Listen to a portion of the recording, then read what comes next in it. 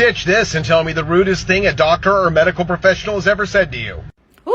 I've been a nurse for 13 years, so I could write a book, unfortunately. But let me tell you about this one time that a doctor told me, "What are you, a psychic or a nurse?"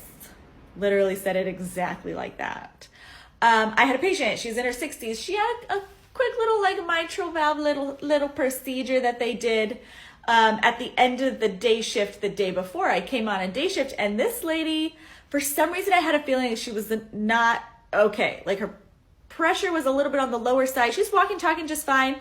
There was just something in me that was like, something went wrong with the procedure. I feel like something went wrong.